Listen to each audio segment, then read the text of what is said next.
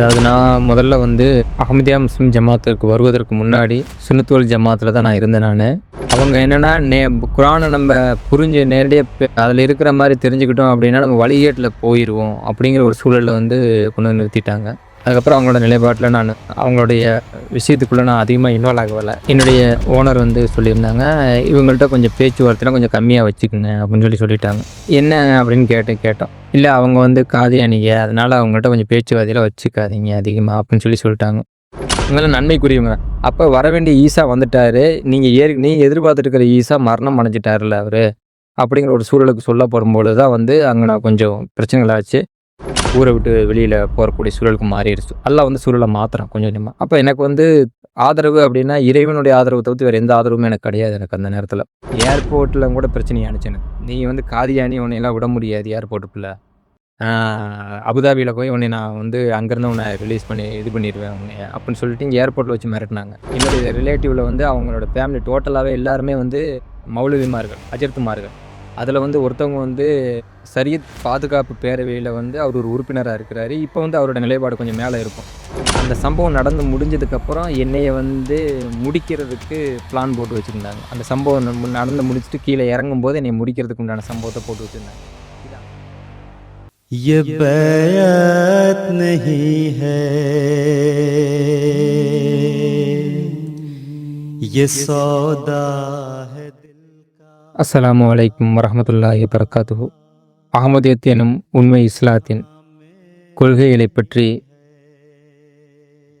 தெரிந்து பேசுவதற்காக நான் இந்த காணொளியில் வந்திருக்கிறேன். அதாவது நான் முதல்ல வந்து அஹமதியா முஸ்லிம் ஜமாத்திற்கு வருவதற்கு முன்னாடி சுன்னத்துவல் ஜமாத்தில் தான் நான் இருந்தேன். என்னோடய திருமணமானது எல்லாமே வந்து சுன்னத்துவல் ஜமாத்தில் தான். நான் கேரளாவில் வேலைக்கு இருந்தேன். அப்போ என் நண்பர்கள் வந்து, அதாவது என் நண்பருடைய தம்பி அவர்கள் வந்து அகமதியத்தில் இருந்தாங்க. நான் அப்பொழுது வந்து தப்லீக் ஜமாத் அதில் நான் வந்து கொஞ்சம் ஈடுபாடில் இருந்தேன். அதாவது என்னென்னா எனக்கு வந்து ஒரு குரான் மேலே வந்து ஒரு ஈடுபாடு ஜாஸ்தியாக இருந்தது. குரானுடைய விளக்கங்கள் தெரிஞ்சுக்கணும், குரான் வந்து இக்காலத்துக்கு என்ன சொல்லுது அப்படிங்கிற ஒரு விஷயத்தின் அடிப்படையில் நம்ம பார்க்கணும் அப்படின்னு சொல்லிட்டு அதில் ஒரு தேற்றம் அதிகமாக இருந்தது எனக்கு. அதில் சிறிது காலம் வந்து தப்லீக் ஜமாத்தில் நான் பயணம் பண்ணேன்.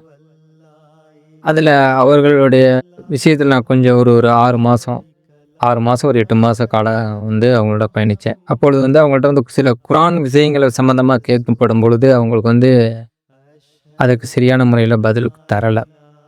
அவங்க என்னென்னா குரானை நம்ம புரிஞ்சு நேரடியாக அதில் இருக்கிற மாதிரி தெரிஞ்சுக்கிட்டோம் அப்படின்னா நம்ம வழிகேட்டில் போயிடுவோம் அப்படிங்கிற ஒரு சூழலில் வந்து கொண்டு வந்து நிறுத்திட்டாங்க.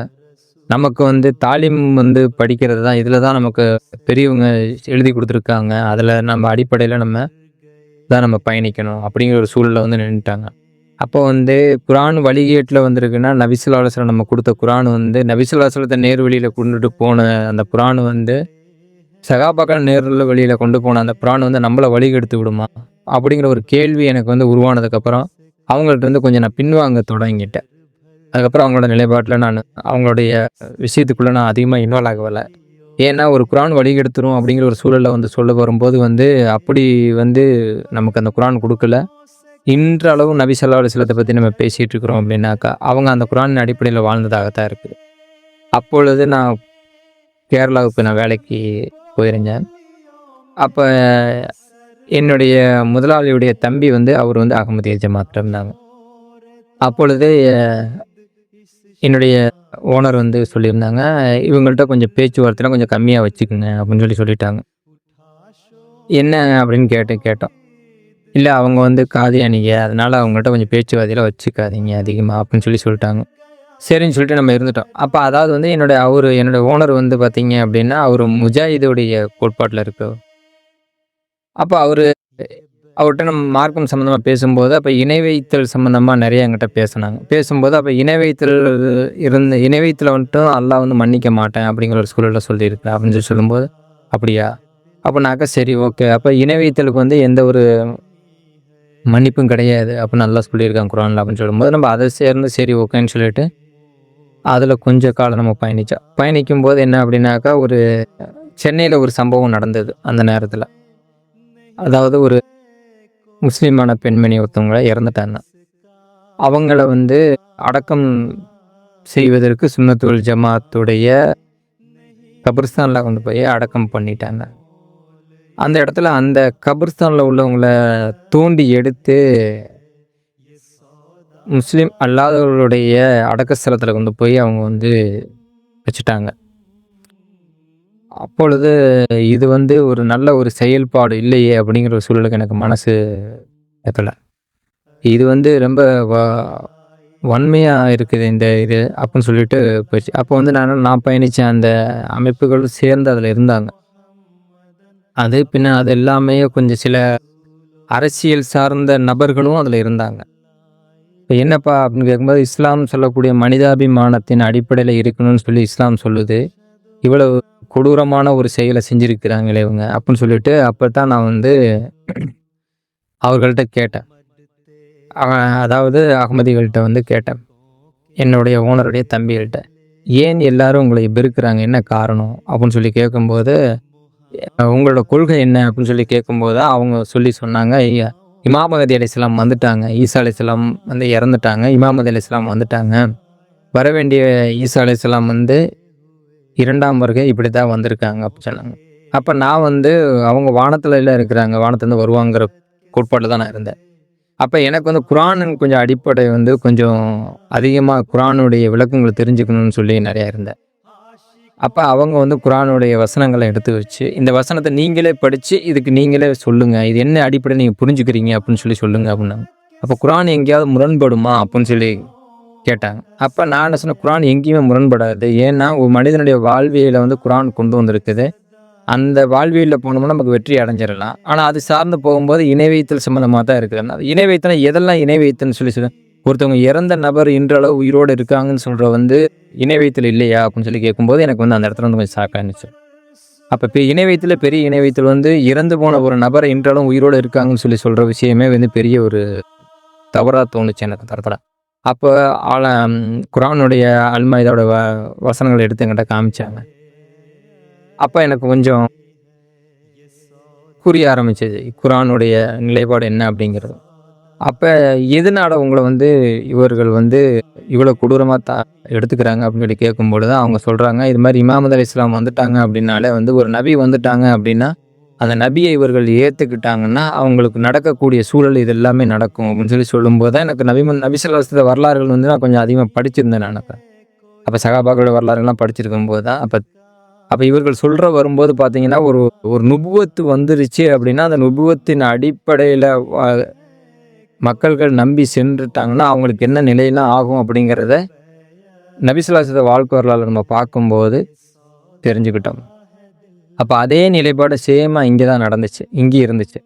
சரி, அப்போ இமாம் அலைஹிஸ்ஸலாம் எங்கே அப்படின்னு சொல்லி அவங்கள்ட்ட கேட்கும்போது அவங்க சொன்னாங்க, அவங்க வந்து மரணிச்சிட்டு வந்து இன்றைக்கி வந்து கிலாஃபத் வந்து ஒரு முஸ்லீம்களுக்கு வந்து ஒரே தலைமையின் கீழே வந்துட்டாங்க அப்படின்னு சொல்லும்போது எனக்கு வந்து ஆச்சரியமாயிருச்சு.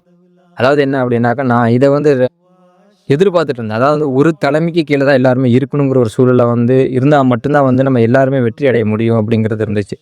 இங்கே என்ன அப்படின்னா பல பிரிவுகளாக பிரிஞ்சு இருக்கிறோம் அப்படின்னு சொல்லும்போது எனக்கு அவங்க அந்த வார்த்தை சொல்லும்போது உலகத்தில் எல்லாருமே ஒரே தலைமைக்கு கீழே இருக்கிறோம், இல்லை 20 கோடி மக்களுக்கு மேலே இருக்காங்க அப்படின்னு சொல்லும்போது அப்போ அதை சார்ந்து எனக்கு காமிங்க, எனக்கு அதை சார்ந்து எனக்கு தெரிஞ்சுக்கிறேன் அப்படின்னு சொல்லி அதை சார்ந்து நான் தெரிஞ்சுக்கிட்டதுக்கு அப்புறம் வந்து இவங்கள்ட்ட பேச போகும்போது இவங்களாம் வழிகேட்டில் போயிட்டாங்க அப்படின்னாக்கா, அப்போ வந்து ஒரு நபியை ஏற்றுக்கிட்டாங்களா வழிகேட்டில் போகிறாங்களா, நபியை நிராகரிக்கிறவங்க வழிகேட்டில் போகிறாங்களா அப்படிங்கிற ஒரு விஷயத்தை வந்து என்னுடைய முதலாளிகிட்ட வந்து நான் அவங்கள்ட்ட கேட்டேன் நான். அப்போ அதுக்கப்புறம் அவங்க வந்து பேச்செல்லாம் கொஞ்சம் நிறுத்திட்டு நம்மள்ட்ட வந்து கொஞ்சம் விலக ஆரம்பிச்சிட்டாங்க அவங்க. அப்போ என்ன விலகிறது மட்டும் இல்லாமல் தொழிலிருந்து எல்லாமே வந்து நம்மளை ஓரங்கட்ட ஆரம்பிச்சிட்டாங்க. அப்போ இது வந்து ஒரு உண்மை விஷயத்தை ஏற்றுக்கிட்டோம் அப்படின்னா இந்த நிலை நடக்கும் அப்படிங்கிறது வந்து அப்போ தான் தெரிய ஆரம்பிச்சிச்சு நமக்கு. அதுக்கப்புறம் சரி அப்படின்னு சொல்லிட்டு இதை சார்ந்து நம்ம விஷயங்களை நம்ம வந்து படித்து தெரிஞ்சுக்கணும் அப்படின்னு சொல்லிட்டு நிறையா நான் அந்த வேலையெல்லாம் நான் நிப்பாட்டிட்டு ஒரு 20-25 நாள் வந்து இதை சார்ந்து மட்டுமே நான் தெரிஞ்சுக்கிறதுக்காக நான் போயிருந்தேன். எனக்கு என்ன அடிப்படை அப்படின்னா விஷயம் என்னன்னாக்கா, நபி ஸல்லல்லாஹு அலைஹி வஸல்லம் சொல்லியிருக்காங்க, ஒரு தலைமைக்கு கீழே இயங்குற ஒரு ஜமாத்தில் இருக்கிறாந்தா நீங்கள் இருங்க, இல்லைன்னா காட்டுக்கு போய் வேறையாவது தின்னு வாழ்ந்துருங்கன்னு. ஆனால் இங்கே வந்து எல்லாருமே வந்து நான் தான் சரி நான் தான் சரிங்கிறாங்க. ஆனால் எதுக்குள்ளே சரிங்கிறாங்கன்னா, தமிழ்நாட்டில் வாதம் பண்ணுறவங்க தமிழ்நாட்டுக்கூட முடிச்சுக்கிறாங்க, கேரளாவில் வாதம் பண்ணுறவங்க கேரளாவோட முடிச்சுக்கிறாங்க. அப்போ உலகம் முழுவதும் நபி ஸல்லல்லாஹு அலைஹி வஸல்லம் வந்து உலகம் முழுவதும் தான் வந்திருக்கிறாங்க. அப்போ உலகம் முழுவதுக்கும் ஒரு நம்ம தலைமை வேணும் அப்படிங்கிற ஒரு அடிப்படையில் தான் நம்மளுடைய மைண்ட் செட் இருந்தது. அப்போ அதை சார்ந்து வந்து நபி ஸல்லல்லாஹு அலைஹி வஸல்லம் கொடுத்துருந்த விஷயம் மட்டும்தான் உண்மை, மற்ற எதுவுமே பொய் தான் அப்படிங்கிற விஷயத்துக்குள்ள நான் வந்துட்டேன். அப்போ தான் அவங்கள்ட்ட கேட்டால், ஒரு நபி வந்து ஏற்றுக்கிட்டாங்கனாக்கா அந்த நபியை வந்துட்டு நிராகரிக்கிறவங்க பாவியா இல்லை ஏற்றுக்கிட்டவங்க பாவியா அப்படின்னு சொல்லி கேட்டேன் நான்.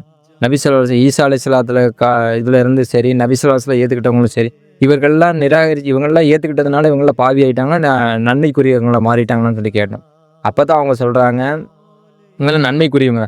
அப்போ வர வேண்டிய ஈசா வந்துட்டாரு, நீங்கள் எதிர்பார்த்துட்டு இருக்கிற ஈசா மரணம் அடைஞ்சிட்டாருல்ல அவர் அப்படிங்கிற ஒரு சூழலுக்கு சொல்லப்படும்போது தான் வந்து அங்கே நான் கொஞ்சம் பிரச்சனைகளாச்சு.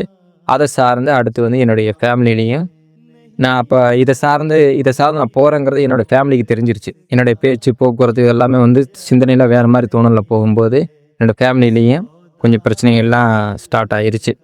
இன்ஷா அல்லாஹ் அடுத்து என்னோடய ஃபேமிலியில் இந்த சம்பவம் தெரிய ஆரம்பித்தோன்னே வீட்டில் என்னுடைய கூட பிறந்த சகோதரர்கள், என்னோடய ரிலேட்டிவ் எல்லாமே வந்து இது வந்து சரியில்லை, தப்பு அப்படின்னு சொல்லி சொன்னாங்க. அப்போ நான் பையத் பண்ணலை அந்த டைமில். நான் அப்போ சொன்னேன், உண்மைன்னு எது தெரியுதோ அப்போ நான் வந்து அதை ஏற்றுக்குவேன், நான் பொய்ன்னு தெரிஞ்சால் நான் அதை விட்டு விலகிடுவேன் நான் அப்படின்னு சொல்லியிருந்தேன். இல்லை இது டோட்டலாகவே வந்து இது பொய் தான் அப்படிங்கிற சூழல் கொண்டு வந்தாங்க. அது எதின் அடிப்படையில் நீங்கள் சொல்கிறீங்க அப்படின்னு சொல்லும்போது, பல பேர் பேசிய வீடியோக்கள் போக்குவரத்துலாம் அன்னைக்குள்ள காலகட்டத்துக்கு முன்னாடி ஒரு 15-16 வருஷத்துக்கு முன்னாடி உள்ள வீடியோஸ்லாம் வந்து காமிச்சாங்க. இப்போ இதெல்லாம் உண்மை கிடையாது அப்படின்னு நான் சொன்னேன். என்ன காரணம் அப்படின்னாக்கா, அவங்கள்ட்ட நேரடியாக போயிருக்கும்போது முன்னும் பின்னியும் முரண்பாடாக ஒட்டி அதை சார்ந்து இவங்க பேசி அனுப்பியிருந்தாங்க. அப்போ அது வந்து உண்மை கிடையாது. ஒருத்தவங்களை வந்து விசாரிக்கணும் அப்படின்னா அவங்கள இருக்கிற இடத்துல போய் அவங்கள்ட்ட இடத்துல நம்ம விசாரிக்கணும். ரோட்டில் போகிற வரவங்களாம் சொல்கிற விஷயத்தில் நம்ம கேட்டுக்கிட்டு இருக்க முடியாது அப்படின்னு சொல்லிட்டு நான் என்ன செஞ்சிட்டேன்னாக்கா, ஜமாத்தில் வந்து பையத்து பண்ணலாம் அப்படிங்கிற முடிவு எடுத்துட்டேன். அதுக்கு முன்னாடி சில விஷயங்கள் என்ன அப்படின்னா, எனக்கு வந்து உள்ளம் வந்து நிம்மதி இல்லாமல் போயிடுச்சு. என்ன காரணம் அப்படின்னா, இது உண்மைங்கிறது நல்லாவே தெரிஞ்சிருச்சு. இதில் நம்ம சேர்ந்து பயணம் பண்ணணும் அப்படின்னா நிறைய இழக்க வேண்டிய சூழல் வரும் அப்படிங்கிறது நல்லாவே தெரிஞ்சிச்சுனாக்கா பிரச்சனைலாம் வரும். அப்படிங்கும்போது கொஞ்சம் மனசு கொஞ்சம் குளறுபடி ஆயிடுச்சு. அதுக்கப்புறம் சரி என்ன ஆனாலும் பரவாயில்ல அப்படின்னு சொல்லிட்டு நம்ம போய் பையத் பண்ணிட்டு வீட்டுக்கு வந்ததுக்கப்புறம் வீட்டில் சம்பவங்கள் நிறையா நடக்க ஆரம்பிச்சிருச்சு. அதில் என்னுடைய சகோதரர்கள் எல்லாருமே வந்து குடும்பத்தில் ரொம்ப எகென்ஸ்ட் ஆகி நம்மளை வெறுக்கத்தக்க ஒரு சூழலுக்கு கொண்டு போயிட்டாங்க. அப்போ என்னுடைய மனைவிட்டெல்லாம் சொல்கிறேன் நான், இது இல்லை எல்லோரும் சொல்கிற விஷயத்தை தான் நீ கேட்கணும். அவங்களும் வந்து மார்க்கம் கொஞ்சம், அதாவது பேசிக்கான இஸ்லாத்தில் இருந்தவங்க தான் அவங்க. இப்போ எல்லோரும் சொல்கிறாங்க இது தப்புன்னு, அப்போ எல்லோரும் சொல்லிவிட்டு அது தப்பாக மாறிடுமா அப்படின்னு சொல்லிட்டு அவங்கள்ட்ட நான் பேச வரும்போது, அவங்கள நாம் வீட்டை விட்டு வெளியில் வந்ததுக்கப்புறம் வீட்டில் அவங்கள்ட்ட போய் தப்பாக சொல்லி கொடுத்து நிம்மதியில்லாத ஒரு சூழலாக மாற்றி என்னால் வீட்டுக்குள்ளே நிம்மதியாக இருக்கவே முடியல. அப்போ என்ன அப்படின்னாக்கா, முதல்ல வந்து நம்ம மனைவிட்ட சரியான முறையில் புரிஞ்சது இருந்தால் மட்டும்தான் நம்ம அடுத்த ஸ்டேஜுக்கு நம்ம போக முடியும். இல்லை அப்படின்னாக்கா இது வாழ்க்கையில் வந்து டோட்டலாகவே நரகமாக மாறிடும். அப்படிங்கிற ஒரு சூழலுக்கு என்ன செஞ்சிட்டேன் அப்படின்னா, நான் என்னோடய ஊரை விட்டு நான் ஹிஜ்ரத் பண்ணி கேரளா போயிட்டேன். ஒரு 2 வருஷ காலமாக வந்து நான் கேரளாவில் போய் அங்கே தங்கி இருந்து வேலை செஞ்சு, அப்போ அங்கே வந்து என்னென்னாச்சு, இவங்க சொன்ன விஷயங்கள் எல்லாத்தையுமே அவங்கள்ட்ட நேரடியாக கூட்டிகிட்டு போய் என்னுடைய மனைவிக்கு சூழல் எல்லாத்தையும் புரிய வச்சேன். அதுக்குள்ளே இங்கே என்ன ஆச்சு அப்படின்னாக்கா, என்னுடைய குடும்பத்தில் கொஞ்சம் பிரச்சனைகள்லாம் ஆகி என்னுடைய சகோதரர் வந்து அவர் ஊரை விட்டு வெளியில் போகக்கூடிய சூழலுக்கு மாறிடுச்சு. எல்லாம் வந்து சூழலை மாற்றுறான் கொஞ்சம் கொஞ்சமாக. அப்போ எனக்கு வந்து ஆதரவு அப்படின்னா இறைவனுடைய ஆதரவு தவிர்த்து வேறு எந்த ஆதரவும் எனக்கு கிடையாது. எனக்கு அந்த நேரத்தில் ஃபேமிலி சர்க்கிள்லையும் எதுவுமே கிடையாது. யார் எந்த ஒரு இதுவுமே உதவி எதுவுமே இல்லை. அல்லாவோட உதவி வந்தால் மட்டும்தான் எனக்கு இருக்கணும். குழந்தைங்க 2 குழந்தைங்க அல்ல. இப்போ அதோட நான் கேரளாவில் போய் ஒரு 2 வருஷ காலமாக அங்கே இருந்து இவங்களுக்கு புரிய வைக்கும்போது, இங்கே குடும்பத்தில் என்ன ஆயிடுச்சு அப்படின்னாக்கா, என்னோடய சகோதரர்கள் எல்லாருன்னா அவங்க வேறு ஒரு பிரச்சனைகளை அவங்க ஊரை விட்டு செல்லக்கூடிய ஒரு சூழலுக்கு எல்லாம் மாற்றிட்டான். அவர்கள் ஊரை விட்டு போயிட்டாங்க. அப்போ என்னோடய என் தாயாரை வந்து நான் பார்த்துக்கணும் அப்படிங்கிற ஒரு சூழலுக்காக என்ன செஞ்சிட்டேன்னா, திரும்ப நான் கேரளாவிலேருந்து நம்ம இங்கே ஊருக்குள்ளே வர்றோம். திரும்ப ஊருக்குள்ளே வந்து இங்கே வந்து இருக்கிறோம். இருக்கும்போது என்னுடைய தாயார் வந்து நான் இப்போ என்ன சொல்லிட்டேன்னாக்கா, மார்க்கம் சார்ந்து வந்து எங்கிட்ட யாரும் பேசக்கூடாது அப்படின்னு சொல்லி எங்கிட்ட ஒரு இது வச்சுட்டாங்க. நீங்கள் குடும்பத்தில் பையனாவோ இல்லை அண்ணனாவோ தம்பியாவோ மட்டும்தான் இருக்கணும். இங்கே வந்து மார்க்கம் சம்மந்தமாக பேசக்கூடாதுங்கிற ஒரு உடன்படிக்கை வச்சுட்டாங்க. அப்போ வந்து வீட்டுக்குள்ளே எதுவுமே நான் பேச முடியல. அப்போ என்னன்னா இவங்கள பார்க்கக்கூடிய ஒரு கடமை எனக்கு இருக்குது. ஏன்னா விசுவாசத்தோடைய ஒரு வந்து என்னன்னாக்கா, தாய் தகப்பனை பார்க்கணுங்கிற ஒரு விஷயமும் சொல்லியிருக்கிறாரு. குரான்லேயே அதே விஷயம்தான் சொல்லியிருக்குது. அப்போ என்னென்னா சரின்னு சொல்லிட்டு நம்ம இருந்தோம். இருந்தே என்னுடைய சகோதரர்கள் என்ன வச்சுட்டாங்கனாக்கா, அவங்களும் அந்த ஒரு சூழலாக மாறி அவங்களும் வந்து குடும்பத்துக்குள்ளே திரும்ப வரக்கூடிய சூழலுக்கு வந்துட்டாங்க. இப்போ அவங்களே வந்து வாங்க எல்லாம் ஒன்றா இருக்கலாம் அப்படின்னு சொல்லி இருக்கும்போது, அப்போ சார்ந்து லைட்டாக நான் இது சார்ந்து பேச வரும்போது என்கிட்ட பேசக்கூடாது அப்படின்னு சொல்லிட்டாங்க. அப்போ வீட்டுக்குள்ளே வந்து என்னுடைய ஜமாத்து சார்ந்த ஒரு விஷயங்கள் எல்லாமே நான் பார்க்கும்போதோ இல்லை கேட்கும்போதோ வீட்டுக்குள்ளே வந்து சண்டை சச்சரவுகள் நடக்க ஆரம்பிச்சிருச்சு.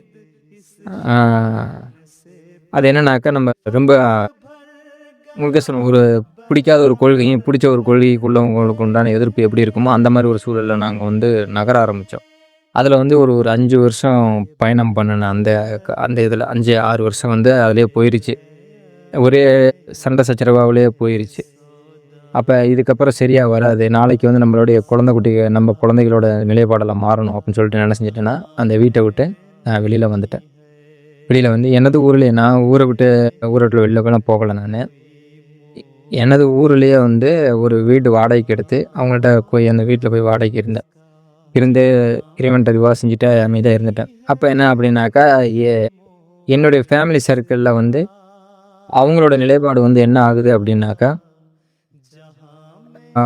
அதாவது வந்து கடன் சம்பந்தமாக சார்ந்து ஒரு சில விஷயங்களுக்குள்ளே போகும்போது தேவையில்லாமல் ஆளுகளோட பழகி இடம் போக்குவரத்து எல்லாத்தையுமே அதாவது வந்து இன்ட்ரெஸ்ட்டில் வந்து அதிகமாக கொடுத்து அவங்க ஏமாற்றி நிறையா இழந்துட்டாங்க என்னோடய ஃபேமிலியில். அப்போ அது நான் வெளியில் வந்துட்டேன். அந்த சூழலில் வந்து நான் வெளியில் வந்துட்டேன். வெளியில் வந்ததுக்கப்புறம் எனக்கு வந்து விவா செஞ்சுட்டு நம்ம சாடுகாரலான்னு வேலை வீடு அது மட்டும்தான் நமக்கு அதோட சூழலில் தான் இருந்தோம். அங்கே என்ன சூழல் நடக்குது அப்படின்னாக்கா, அந்த வீட்டை கொடுக்கக்கூடிய ஒரு சூழலுக்கு எல்லாம் மாற்றி என்ன ஆச்சு அப்படின்னாக்கா, அந்த வீடு வாசல் எல்லாத்தையுமே வந்து எல்லாம் வந்து அந்த இடத்துல இருந்து எடுத்துட்டான். யார்கிட்ட? என்னோடய ஃபேமிலிகிட்ட இருந்து எடுத்துட்டான்.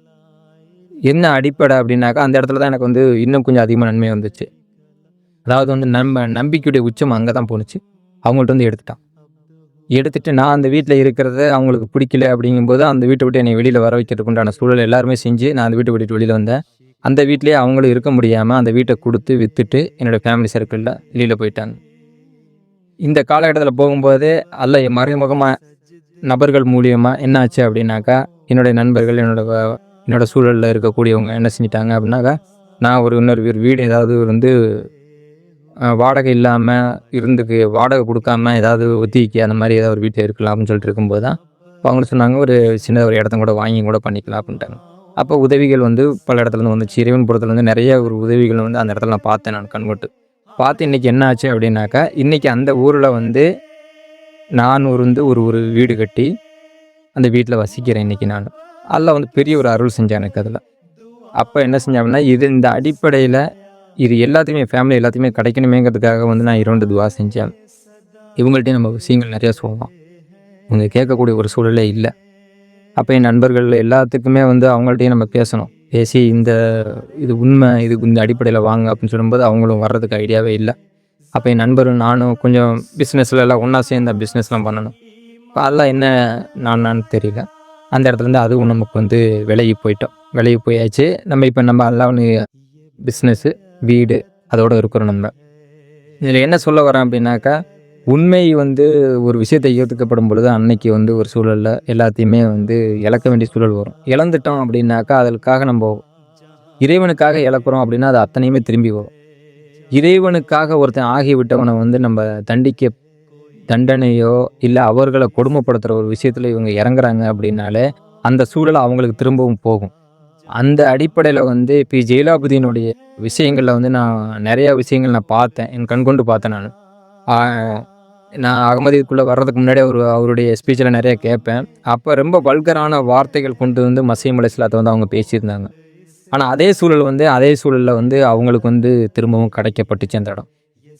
அவர்களுடைய தூக்கி குப்பையில் போடுற மாதிரி குப்பையில் தூக்கி போட்டு போயிட்டாங்க. அப்போ வந்து என்னென்னா, நான் எதை கொண்டு வந்து நசீம் அலைஹிஸ்ஸலாம் சொல்கிறாங்க, எதை கொண்டு வந்து மற்ற மக்களை நீ இழிவுபடுத்துறியோ அதே நிலைக்கு நீ ஆளாயிருவ அப்படிங்கிறது சொல்லியிருக்காங்க.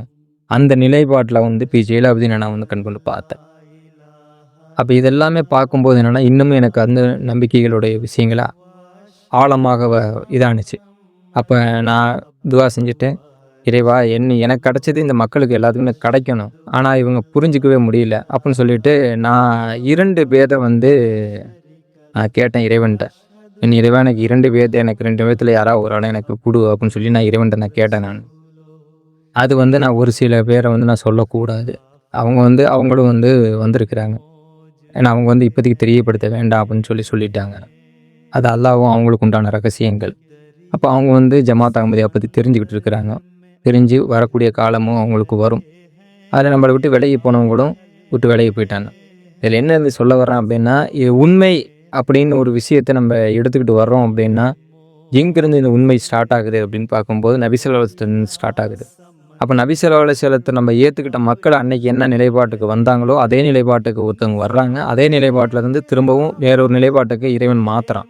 அப்போ இங்கே நிராகரிக்கிறவங்களோட நிலைப்பாடு என்னன்னாக்கா, அவங்க அச்சத்திலே வாழக்கூடிய ஒரு சூழலில் வந்து அல்லாஹ் நிப்பாட்டிடுறான்.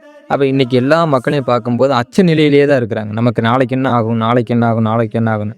ஆனால் இங்கே அகமதியத்துக்குள்ளே நாளைக்கு என்ன ஆகுங்கிறது நமக்கு எந்த ஒரு கவலையுமே இல்லை. என்னன்னாக்கா, நமக்கு காலத்தோட இமாம் இருக்கிறாங்க, அவங்களுடைய வழிகாட்டியதன் பிரகாரம் நம்ம நடந்துட்டு போனோம் அப்படின்னா நமக்கு எல்லாமே வெற்றி அடையும் அப்படிங்கிற ஒரு சூழலுக்கு வந்துருச்சு.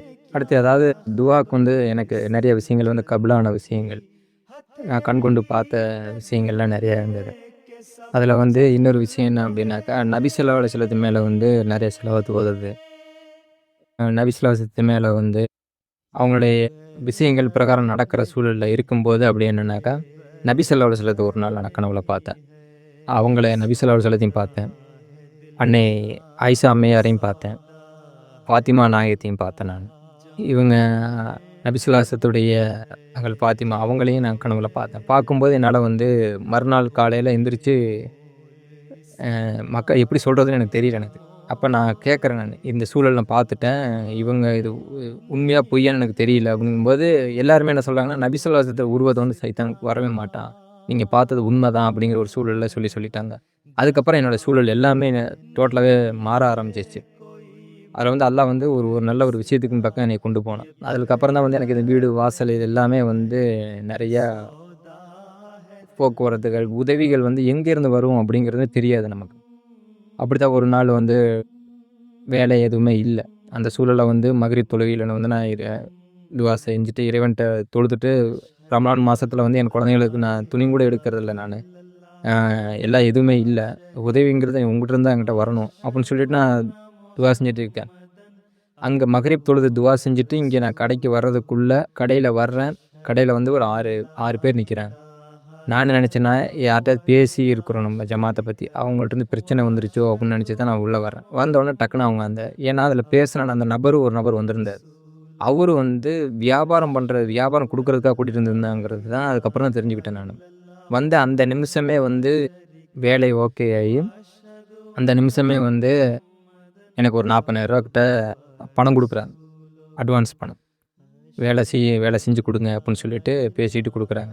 அப்போ என்னன்னாக்கா, இந்த நிலைப்பாடு என்னென்னா, ஒரு சில விஷயங்கள் நம்ம தியாகம் பண்ணும்போது அடுத்த நிலைப்பாட்டுக்குள்ளே அது உடனே நடக்கக்கூடிய சூழலுக்கு அதெல்லாம் கொண்டு வந்து வைக்கிறான். அப்போ இதை பார்க்கும்போது எனக்கு இன்னமும் கொஞ்சம் நம்பிக்கை அதிகமானுச்சு.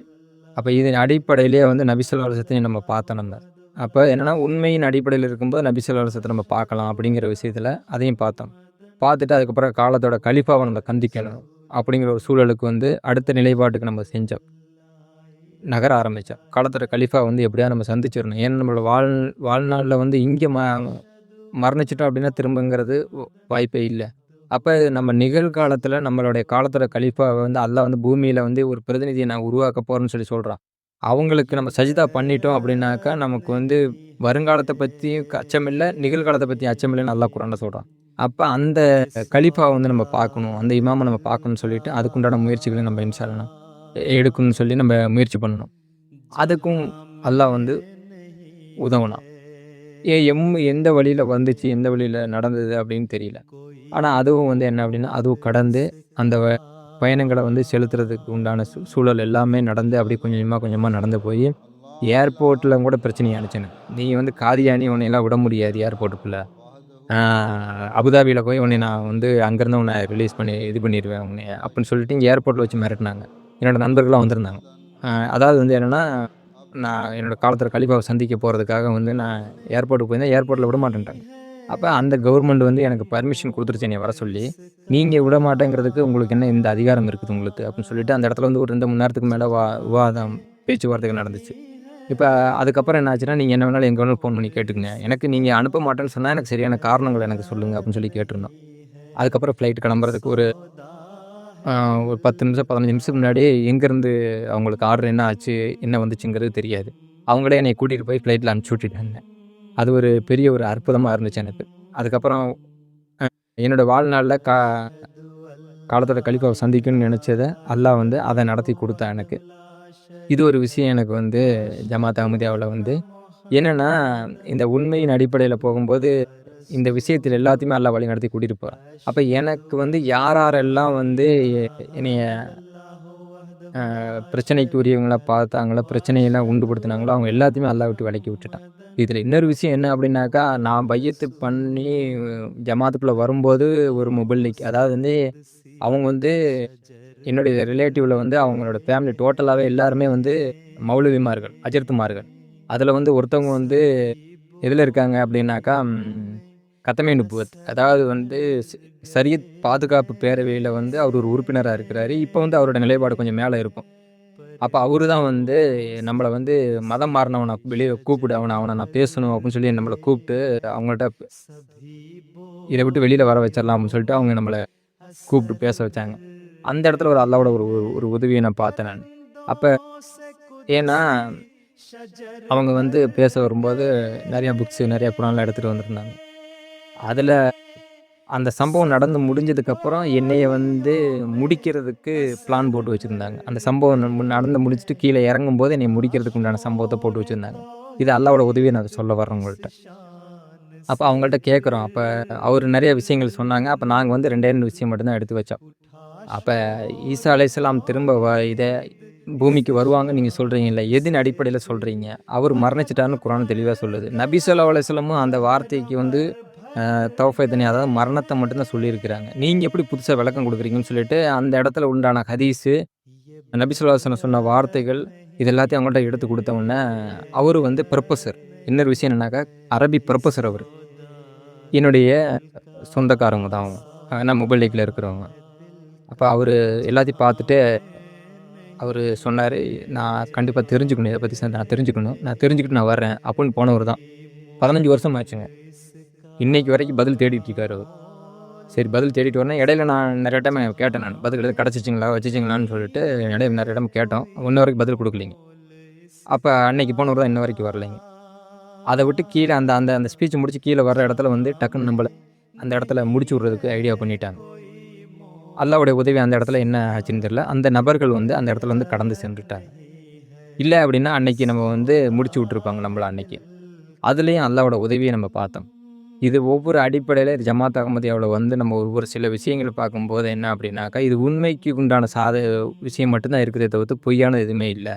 அப்புறம் நிறையா விஷயங்கள் வந்து வெளியில் வந்து ஜமாத் அஹ்மதியாவை பற்றி தப்பா ஏன்னா அந்த முபல்லிக்குமார்களுடைய வருமானம் போயிருமேங்கிறதுக்காக வந்து தவறுதெல்லாம் சொல்லி எல்லாத்தையும் கொடி கொடுத்தாங்க. ஆனால் இதை கேட்டு நடந்தவர்கள் எல்லாருமே கேட்டு நம்ம வெளியில் உள்ள மௌலவிமார்களும் முபல்லிக்குமார்களும் வழிகட்டு நடந்தவங்க எல்லாருமே அவங்களோட நிலைப்பாடு என்னன்னாக்கா, அவங்க என்றைக்குமே அச்சத்தோடு தான் வாழக்கூடிய சூழலில் இருக்காங்க. இன்றைக்கி நமக்கு எந்த ஒரு அச்சத்தும் உண்டான உள்ள வாழ்க்கை இல்லை நமக்கு. என்னன்னாக்கா, நமக்கு காலத்தோட கலீஃபா இருக்காங்க அப்படிங்கிற ஒரு சூழலுக்கு நம்ம இருக்கிறோம். அவங்களுக்கே அவங்களுடைய சூழல் என்னன்னா, அவங்க அரசியல்லையோ இல்லை ஒரு அமைப்பிலையோ இருக்காங்கன்னா, அந்த இடத்துல அவங்களுக்கு அந்த சூழல் நடந்ததுக்கப்புறம் அதோட முடிச்சுக்கிட்டு போயிடுறாங்க. அதுக்கப்புறம் அவங்களுக்கு வேறு எந்த ஒரு சூழலுமே கிடைக்கிறதில்ல. அவங்க வாயளவில் இருக்கிறது உள்ளத்தளவில் அவங்களுக்கு எந்த ஒற்றுமையும் கிடையாது, எதுவுமே கிடையாது. அப்போ இதெல்லாம் பார்க்கும்போது என்ன அப்படின்னாக்கா, அதிகமாக அல்லாஹ் மேலே ஒரு நம்பிக்கையையும் அல்லாஹ் இருக்கிறாங்கிற ஒரு சான்றிதழுக்கு வந்து ரொம்ப உச்சத்தில் கொண்டு வந்து நிப்பாட்டி வச்சுட்டான். அப்போ நான் இருக்கிறது வந்து இப்போ இந்த வீடியோ நான் பேசி அனுப்புறது வந்து நான் பழனியில் இருக்கிறேன். பழனியில் நான் மட்டும்தான் இருக்கிறேன். அப்போ எனக்கு வந்து நிறைய விஷயங்கள் வந்து தடுத்த, அதாவது எப்படின்னா நம்மளை முடிச்சு விட்றதுக்கு, நம்மள்ட்ட சண்டை கட்டுறதுக்கு நிறைய இருந்தது. ஆளுகள்லாம் நிறைய வந்து பேசி பிரச்சனையெல்லாம் உண்டுபடுத்துறதுக்கு நிறையா வந்தாங்க. அதுலேருந்து அல்லாஹ் ஒவ்வொரு விஷயத்துலேருந்து நம்மளை தப்பிச்சு நம்மளை அல்லாஹ் பாதுகாத்தான். வேறு நம்மளால் எதுவுமே கிடையாது. அப்போ என்னென்னா எதெல்லாம் நான் வந்து கொடுத்தனோ அது எல்லாத்தையுமே வந்து அல்லாஹ் திருப்பி எனக்கு கொடுத்துட்டான். அப்போ என்னென்னா அல்லாவோட வழியில் நம்ம எதை செலவு செய்ய நம்ம விரும்பி நம்ம கொடுக்குறோமோ அதை அல்லாஹ் ரெட்டிக்கு மடக்கில் திருப்பி கொடுப்பேன் அப்படிங்கிற ஒரு சூழலுக்கு வந்து அல்லாஹ் வச்சிருக்கிறான். அதன் அடிப்படையில் தான் எனக்கு வந்து இன்றைக்கி வந்து அல்லாவோட கிருபையில் இன்றைக்கி எனது ஊரில் பார்த்தீங்க அப்படின்னாக்கா இன்றைக்கி நான் ஒரு இடத்த வாங்கி அதில் வீட்டை கட்டி இன்றைக்கி நிம்மதியான ஒரு வாழ்க்கை அல்லாஹ் கொடுத்துருக்குறேன். என்னுடைய குடும்பத்தில் எதிர்த்தவர்களோட நிலைப்பாடு என்ன அப்படின்னாக்கா அவர்களோட நிலைப்பாடு எல்லாத்தையுமே வந்து அல்லாஹ் கேள்விக்குறியாக மாற்றி நிப்பாட்டி வச்சுருக்கா. அவர்களுக்கு எல்லாமே இருந்தது, எல்லாத்தையும் இழந்தாச்சு. நான் எல்லாமே இருந்துச்சு, எல்லாத்தையும் அல்லாஹ்வுக்காக நான் தியாகம் பண்ணிட்டு வந்தேன். அல்லாஹ் திருப்பி எனக்கு யாருடைய உதவி இல்லாமல் அல்லாஹ் திருப்பி கொடுத்துருக்குறான். அதுக்கு சில பேர்களுடைய உதவிகள், அதாவது அந்நியர்களுடைய உதவிகளை அல்லாஹ் எனக்கு கொடுத்தான். அந்த விஷயத்தில் அவர்களே நம்ம நினைவில் கொள்ளணும். அப்போ இதுலேருந்து என்ன வருது அப்படின்னாக்கா அகமதியத்துக்குள்ளே வந்தால் இவர்கள் எல்லாமே தப்பான முறையில் தப்பாக சொல்லி கொடுக்குறாங்க அப்படின்னு சொல்லி மக்கள் மத்தியில் நிறைய விஷயங்களை பரப்பி வச்சிருக்கிறாங்க. அது பொய். அது அத்தனையும் அகமதி வரக்கூடிய இமாம் மஹ்தி அலைஹிஸ்ஸலாம் வந்துட்டாங்க. அவர்களை நம்பி நம்ம வந்துட்டோம் அப்படின்னாக்கா அல்லாஹ் நம்மளை பாதுகாப்பா. நமக்கு என்ன தேவையோ அத்தனையும் அல்லாஹ் எடுத்துக்குவோம். அல்லாஹ்வுக்காக நம்ம ஆனால் மட்டும்தான் நம்ம வந்து அடுத்த நிலைப்பாட்டுக்கு நம்ம செல்ல முடியும். உலகத்துடைய வாழ்க்கைக்காக நம்ம வந்து மற்றவங்கள வந்து பார்த்துக்கிட்டே இருந்தோம் அப்படின்னாக்கா நம்மளுடைய வாழ்க்கையை இழந்துருவோம். சைத்தான் வந்து ஏமாற்றக்கூடிய ஒரு வாக்குறுதியை மட்டும்தான் நமக்கு கொடுத்துருக்குறான். அல்லாஹ் வந்து ஏமாற்றக்கூடிய வாக்குறுதி கொடுக்கல. ஏன்னா அல்லாஹ் கொடுத்த வாக்குறுதி அத்தனையிலையுமே வந்து கிட்டத்தட்ட நிறைய அற்புதங்களை வந்து என்னோடய வாழ்க்கையில் இன்றைக்கி நான் உங்கள்ட்ட பேசிகிட்டு இருக்கிறேன் இந்த நாள் வரைக்கும் நிறையா பார்த்துருக்கேன். நான் அதில் நிறைய எனக்கு வந்து இந்த துபாய் எனக்கு கபூல் ஆகலை அப்படிங்கிறத விட எதை கேட்டாலுமே ஒரு நாளோ இல்லை 10 நாளோ ஆனால் அந்த சூழலை மாற்றி எல்லாம் அமைச்சு கொடுத்தேன் எனக்கு. அப்போ இறைவனுக்கு நன்றி செலுத்தக்கூடியவனா மட்டும்தான் நம்ம இருக்கணுமே தவிர்த்து இறைவன் சொல்கிற பேச்சை நம்ம கேட்டு நடந்தோம் அப்படின்னா குரான் சொல்லக்கூடிய வழிகாட்டுதலை நம்ம சென்றோம் அப்படின்னா நம்மளை வந்து நேரான பாதையில் கூட்டி கொண்டு செல்லும். அதை விட்டுட்டு நம்ம முபல்லிக்மார்கள் மௌலவிமார்கள்லாம் சொல்கிற விஷயத்தை கேட்டுட்டு நடந்தோம் அப்படின்னா என்னென்னா அவங்களுக்கு வந்து இதோட சாராம்சம் எதுவுமே தெரியவதில்லை. ஏன்னா அவங்க வந்து படிச்சுட்டு வந்திருக்கிற ஒரு ஸ்டூடெண்ட்டு வாதியார் மட்டும்தான். அவங்களுக்கு வந்து ஒரு ஸ்பீச்சை எடுத்து சொல்கிறது மட்டும்தான். அவங்க மூலயமா எதுவுமே உணர முடியாது. ஏன்னா அவங்களுடைய வருமானத்தை அவங்க பார்க்கணுங்கிறதுக்காக வந்து இந்த கொள்கைக்குள்ளே நம்ம வந்தோம் அப்படின்னா நம்மளுக்கு வந்து பிரச்சனைகள் உண்டாகும் அப்படிங்கிறதுனால வந்து இதை விட்டு விலகி போடுறாங்க, மக்களை விளக்குறாங்க. அப்போ வந்து இந்த சைத்தான் வந்து ஏமாற்றக்கூடிய வாக்குறுதி கொடுக்குற மாதிரி இந்த மௌலவிமார்கள்ட்டிருந்து ஏமாற்றக்கூடிய வாக்குறுதியை கொடுத்துட்டு தான் இருக்கிறாங்க. நீங்கள் ஒவ்வொருத்தரும் இந்த வீடியோ பார்க்குறீங்க, ஒவ்வொருத்தரும் சிந்திங்க, நிறையா விஷயங்கள் சிந்திங்க. இவர் உண்மையாளரா பொய்யரா அப்படிங்கிறத வந்து நீங்களே வந்து ஆராய்ச்சி பண்ணுங்கள். அவங்க ஒருத்தவங்க சொல்கிறாங்க அப்படின்னா ஏன்னா காதால் கேட்குறத எல்லாத்தையும் பரப்புறவன் பொய்யன்னு நபி ஸல்லல்லாஹு அலைஹி வஸல்லம் சொல்லியிருக்காங்க. அப்போ ஒரு விஷயத்த காதில் கேட்டுட்டு நீங்கள் வந்து அதை பரப்புறதுக்கு வர்றீங்க அப்படின்னா நீங்கள் பொய்யரை ஆயிடுவீங்க. அப்போ இது உண்மையாக பொய்யாங்கிறது அவங்க இடத்துல போய் கேட்கணும். ஏன்னா நான் ஒரு நபர் மேலே நம்ம தவறான முறையில் தவறு செலுத்துகிறோம் அப்படின்னா அந்த நபரை வந்து நம்ம கூப்பிட்டு விசாரிக்கணும். விசாரிக்காமல் நம்ம தீர்ப்பு கொடுக்குறது யார் அப்படின்னாக்கா இன்று நடக்கக்கூடிய ஆட்சிக்கு அடிப்படையில்னு பார்த்துக்கங்களேன். அப்போ நீங்கள் வந்து குலம் சார்ந்தோ இல்லை ஜாதி சார்ந்தோ இல்லை மதம் சார்ந்தோ நீங்கள் போனீங்க அப்படின்னாக்கா உங்களை வழிகேட்டில் தான் கொண்டு போய் விடும். நீங்கள் மனிதாபிமானத்தின் அடிப்படையிலேயோ உண்மையை தெரிஞ்சக்கூடிய ஒரு விஷயத்தில் நீங்கள் வந்தீங்க அப்படின்னாக்கா உங்களுக்கு எல்லாமே வந்து தெளிவான முறையில் அல்லாஹ் வந்து காமிச்சு கொடுப்பான். இன்ஷா அல்லாஹ் நான் வரக்கூடிய காலகட்டத்தில் நான் மறுபடியும் நிறைய விஷயங்களை பகிர்ந்துக்கணும்னு எனக்கு நிறைய ஆசை. நேரம் இல்லாதனால இன்ஷா அல்லாஹ் நான் வரக்கூடிய காலகட்டத்தில் நான் இதை சார்ந்து நான் பேசணுன்ட்டு இருக்கிறேன். இன்ஷா அல்லாஹ் பேசுவேன். अस्सलाम वालेकुम रहमतुल्लाहि वबरकातुहू। ये बैअत नहीं है, ये सौदा है दिल